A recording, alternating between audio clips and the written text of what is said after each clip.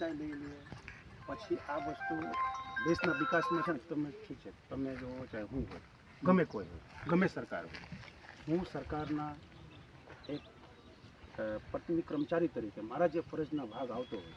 ફરજના ભાગરૂપે તમારે કામ કરવું પડશે. હવે ખેડૂત લિખિતમાં સહમતિ આપી દીધા છે તમે કામ કરો એનો પૈસા લઈ લીધા પછી 80% કામ થઈ ગયા પછી હવે ઉપર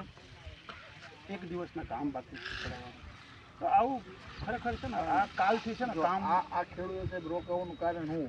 કે કદાચ નબળું કામ થયું છે પછી આને કઈ થાય છે કે ઈ બધું બધું હોય ખેતરે કામ કરતો હોય ને આ સાંભળો એને મંજૂરી આપી દીધી હાલો અમને વાંધો નથી પછી કઈ થાય છે એક સેકન્ડ કહો છો આખા જીબીના જેટકોના આખા ગુજરાતમાં કામ ચાલે છે ચાહે ગમે તે વિભાગ જીબી હોય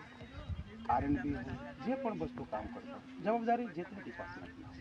ગમે કઈ વસ્તુ થતું હોય તો જવાબદારી જે તે ડિપાર્ટમેન્ટની તો એ બધું જવાબદારી અમારો જેટકો જીબી ના હોય એમાં કોઈ જાતનું ખેડૂત